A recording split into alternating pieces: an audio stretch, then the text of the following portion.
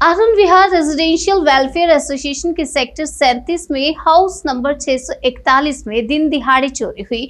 चोरों ने लाखों रुपए का माल साफ कर दिया। आपको बता दें, घर के मालिक संतोष महतो ने बताया कि वह सुबह 10:30 बजे अपने परिवार के साथ अपनी बहन के यहाँ दिल्ली गए थे। जब शाम को 9:30 बजे वह घर लौटे तो देखा कि कमरे के एक लाइट जली हुई है और जहां उनको तभी एहसास हुआ और कुछ ना कुछ तो गड़बड़ है। जैसे ही उन्होंने दरवाजा खोला और आगे बढ़कर देखा तो दरवाजे का ताला भी टूटा हुआ था और अंदर जाकर जब उन्होंने देखा तो सारे घर का सामान बिखरा हुआ था और अलमारी तोड़कर चोर जेवर व कैश लेकर चंपत हो गए थे।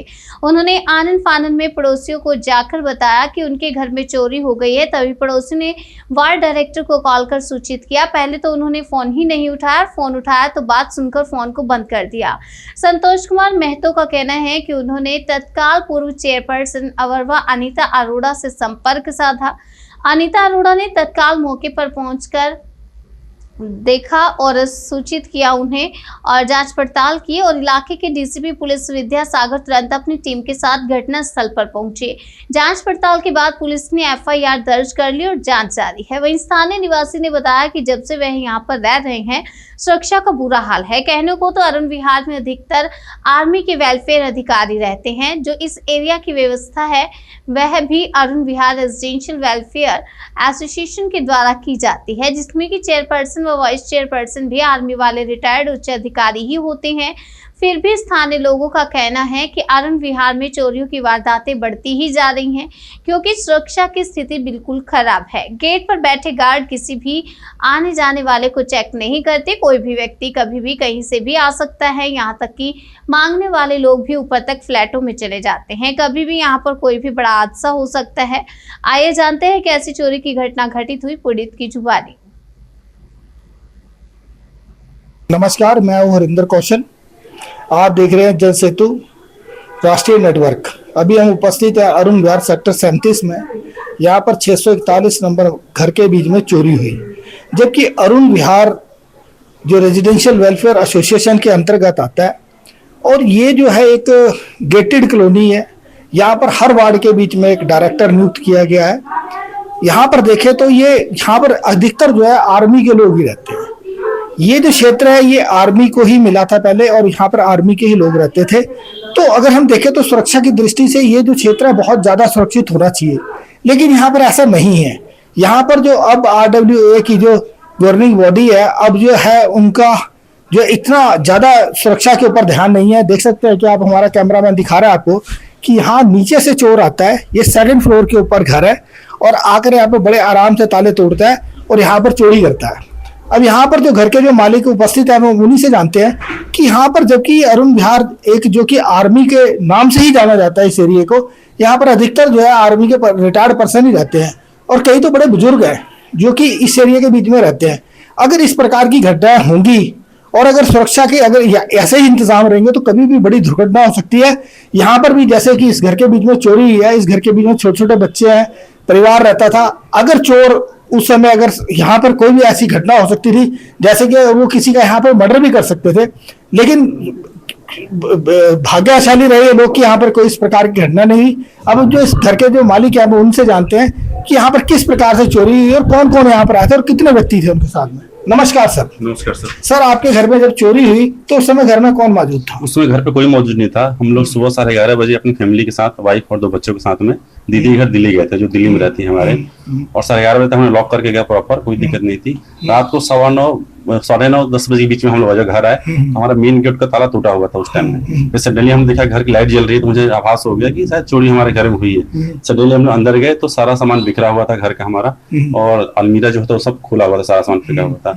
उसके बाद नीचे दौड़ के मैं अपने पड़ोसी जो भी थे नीचे, उनको बताया, अंकल आंटी जितने सभी को, कि अंकल ऐसे ऐसे मेरे घर में हो रखा है, तो कृपया आइए आप लोग देखें कैसे करना है। क्योंकि वो टोटली शॉक था और कुछ बोलने समझने की उस्ताद नहीं था। महतो साहब, जैसे जो आप आए तो आपका क्या क्या नुकसान हुआ कि चोर जो आया क्या क्या लेके गए यहाँ से? उसमें ऑलमोस्ट ज्वेलरी थी काफी सारी, हमारी जो ट्रेडिशनल वाइफ की शादी में मिले होते हैं, कुछ कैश थे जो हमारे दुकान से हम लोग लेते हैं, हम लोग दुकान हमारा बिजनेस है, और भी सारे सामान थे, गहने थे, सारी चीज उठा के ले गए सर। सर जैसे कि अगर जब चोर आए, अगर इत्तेफाक से आप उस समय आ जाते कि जब चोर चोरी कर रहे थे और जा रहे थे, जैसे कि हम देख रहे हैं कि ये जो रास्ता है ये भी कोई इतना बड़ा रास्ता नहीं है, एक ही घर से बाहर निकलने का एक ही रास्ता है, तो वो आपको चोट भी तो मार सकते थे जी, अपने बचाव के सर लिए। वही हम लोग वहां से बना के इंस्टेंट अगर हम आते, अगर हमारे सामने होता तो शायद हथियार लेके आते हैं, ऑब्वियसली खाली हाथ आते नहीं है, तो हमारी हत्या भी हमारे बच्चों को हत्या कर सकते थे, क्योंकि इस सोसाइटी में बाहर से आना पॉसिबल नहीं है, जहाँ तक सब देखते हैं आर्मी सोसाइटी है, और यहाँ रहने का हमारा मकसद ये कि आर्मी के बीच रह रहे हैं तो सोसाइटी सिविलाइज्ड होगी, टोटल क्राइम नहीं होना चाहिए यहाँ पे, क्राइम सोसाइटी में नहीं होता, लेकिन यहाँ फिर भी हुआ है, तो इसके कारण कुछ है जो यहाँ पे देखने की जरूरत है। सर जैसे जो अवरवा की गवर्निंग बॉडी है, उनका कहना होता है कि वो सुरक्षा का पूरा ध्यान रखते हैं, जैसे कि पहले की यहाँ जो पूर्व वाइस चेयरमैन थी अनीता अरोड़ा जी, हम उनके समय में भी देखते थे, उस समय सुरक्षा काफी ज्यादा, मतलब कि ये एरिया सुरक्षित थे, और चोरी के तो मतलब कि बहुत सारे के हमने कभी कोई केस सुना नहीं था। लेकिन जैसे कि इस प्रकार की जो गवर्निंग बॉडी है, क्या वो सुरक्षा के ऊपर ध्यान नहीं देते? जैसे आपका यहाँ पर जैसे कि हर एक वार्ड के बीच में डायरेक्टर नियुक्त किया गया, तो आपने डायरेक्टर से जाके शिकायत की, उनको बताया कि इस प्रकार की यहाँ पर चोरी है, क्या सीसीटीवी कैमरा वगैरह कुछ नहीं है? नहीं, हमारे जब स्टेटली चोरी हमारे घर पे, तो रिसेंटली हम नीचे गए उस टाइम में, और गोपाल अंकल एंड आंटी हैं, प्लस सनी भाई हैं, और पड़ोसी हमारे, उनको बताया, उन्होंने जो भी इसमें डिपार्टमेंट वार्ड के मेंबर्स थे सबको कॉल करने की कोशिश किया, लेकिन रात के टाइम किसी से वार्ड से रिस्पॉन्स नहीं आया हमारे को, सिर्फ पड़ोसी और 2 बिल्डिंग्स के हैं विजय भैया, उनसे मिला, तो उन्होंने अनीता मैम को कॉल किया रात को, उन्होंने पुलिस को लाइन अप किया, आना जाना जो भी था, रात को 11-12 बजे तक पुलिस आई, इन्वेस्टिगेशन की और कंप्लेन लिखी, हमारी सारी देखी है। तो जो अवरवा के प्रेसिडेंट है इस समय, उन्होंने आपका कोई साथ नहीं दिया? उनके पास गए आप, उनको आपने बताया कि इस एरिया के बीच में इतनी बढ़िया से घटना घटी है? नहीं, मैं डायरेक्टली उनके पास नहीं गया कि मैं जानता हूं उनको नहीं हूं, तो मैं अपने नीचे ही पड़ोसी जो है उनके से ही पास गया रात को फोन करने के लिए, तो उन्होंने जिस अपने वार्ड के जो भी सोसाइटी मेंबर है, मुझे नाम प्रॉपर नहीं पता, उन्होंने कॉल किया और रेस्पॉन्स लिया, रात को नहीं दिया उन्होंने, ना फोन रिसीव किया, ना फिर कॉल बैक किए कि चलो रात को 10 बजे 11 बजे किसी का कॉल आ रहा है, 5-6 कॉल आ रहे हैं तो रिस्पॉन्स होना चाहिए, नहीं दिया उन्होंने। तो अनीता मैम ने ही उनको कॉल किया सोसाइटी से, तो अनीता अरोड़ा मैम ने ही सारा कोऑर्डिनेट किया पुलिस को आने जाने का, और सारे इंसिडेंट के बारे में बताया, फिर पुलिस कंप्लेन भी हुआ, 2-4 जिप्सी भी आई थी, सारी एससीपी डीसीपी जो भी इनके, शायद मुझे आइडिया नहीं है रात को कौन थे, आए थे सारे, फिर नेक्स्ट मॉर्निंग एफआईआर लिखवाने में अनीता मैम का और गोपाल अंकल आंटी का फुल सपोर्ट रहा हमारे लिए।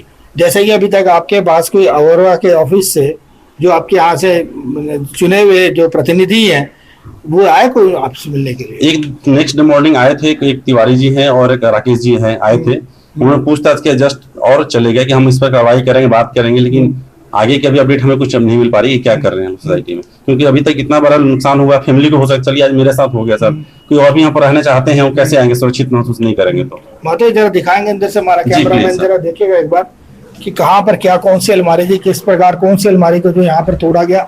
देख सकते हैं कि ये बिल्कुल एक गेट है, इसी से एंट्री है, यहीं से इंसान अंदर बाहर जा सकता है। तो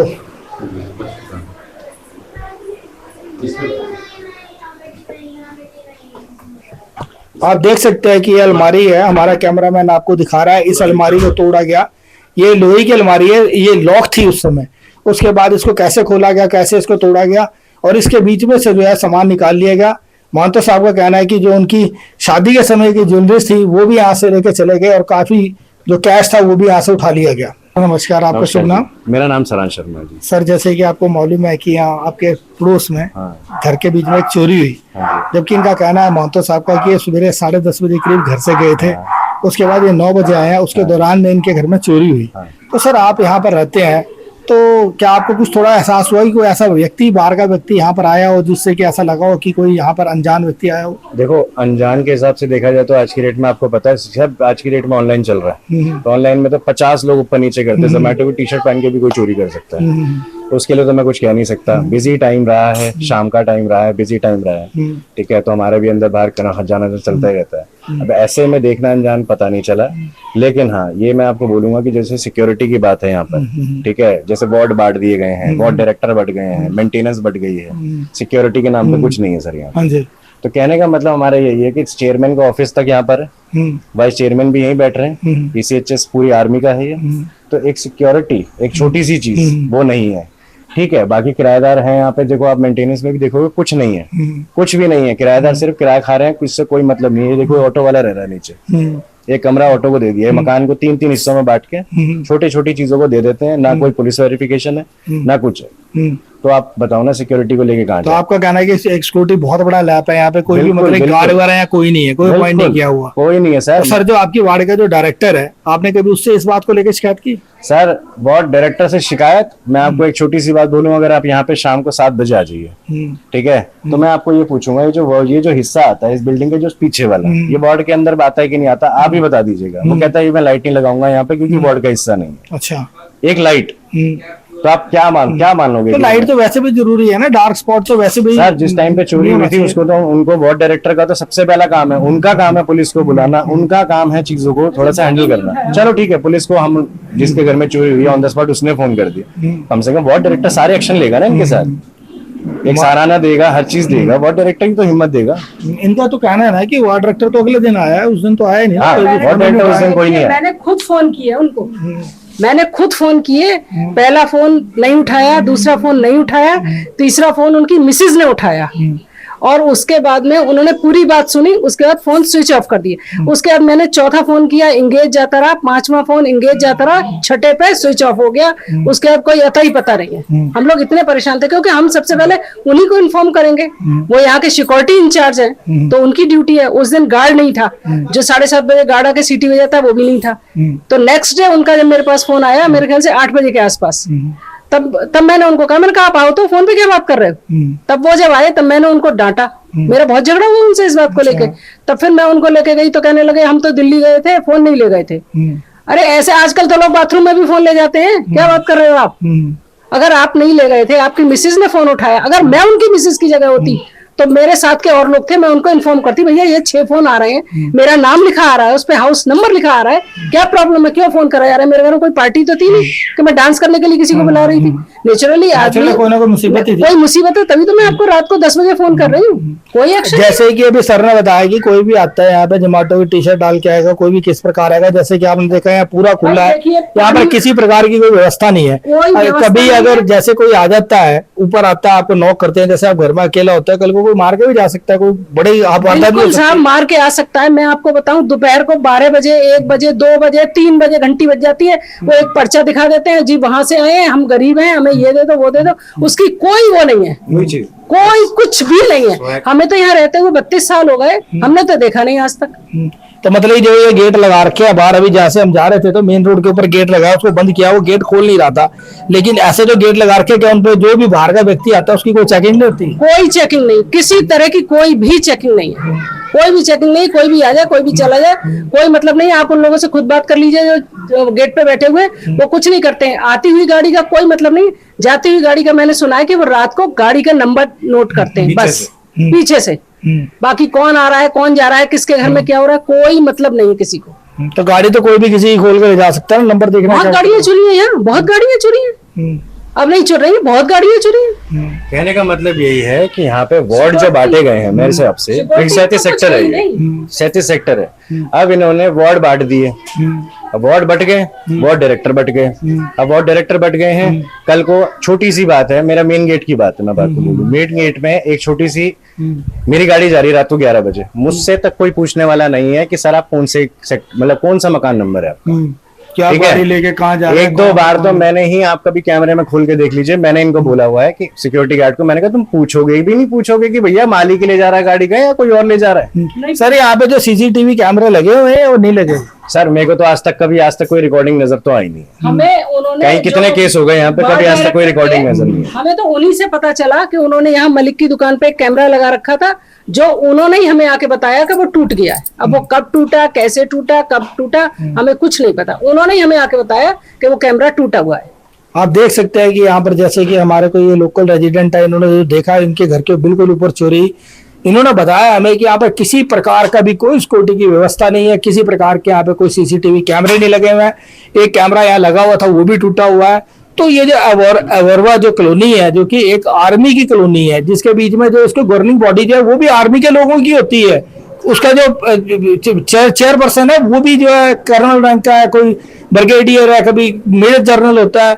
तो ऐसे ही वाइस चेयरमैन जो है वो भी आर्मी से रिलेटेड होता है। अगर ये लोग जो कि देश की सुरक्षा प्रदान करते थे, अगर ये लोग अपने एरिया को सुरक्षा नहीं प्रदान कर सकते, और कहना ये है कि ये जो RWA है, एशिया की सबसे बड़ी RWA है अवरवा के नाम से, और इसके बीच में जो है 25 वार्ड है, वार्ड के बीच में उसको बांटा गया है। हर एक वार्ड से एक डायरेक्टर जो है चुन के जाता है। वो डायरेक्टर अगर अपने एरिया में सुरक्षा व्यवस्था भी नहीं कर सकता, तो इस प्रकार की RWA का फायदा क्या है? क्या फायदा है? लोगों का कहना है कि यहाँ पर कभी भी कोई बड़ी वारदात हो सकती है, कभी कोई भी मांगने वाला या कोई भी एक हाथ में कागज लेकर ऊपर चढ़ाता है, कोई उसको रोकने वाला नहीं है, किसी गेट पे कोई पूछताछ नहीं होती, रात को गाड़ी जाती है तो उनको चेक नहीं किया जाता, किसी प्रकार की यहाँ पर सुरक्षा की व्यवस्था नहीं है। यहाँ पर कभी भी कोई बड़ा हादसा हो सकता है। यहाँ पे रहता हूँ, मैं अपना काम करता हूँ, ठीक है। अब मुझे थोड़ी सी एक शिकायत है, वार्ड डायरेक्टर को मैंने 2 बार बोल दिया, जैसे 3 बार बोल दिया, सर ये वाला काम है करवा दो या देख लो, नहीं सुनाई होती तो मैं सीधा यहाँ पे वाइस चेयरमैन के पास जाता हूँ, जा सकता हूँ, या चेयरमैन के पास जा सकता हूँ, क्योंकि मैं उनका एम्प्लॉय नहीं हूँ, तो मुझे हायरार्की फॉलो करने की जरूरत नहीं है।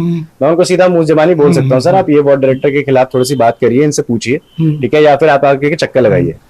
वो ABCC चेयरमैन हमसे चक्कर लगवाते हैं ये बोल के कि आप पहले लेटर में लिख के लाइए कंप्लेंट, और 4-5 लोगों के, इतने लोगों के साइन लगवा के, तब जाके हम वार्ड डायरेक्टर से बात करेंगे।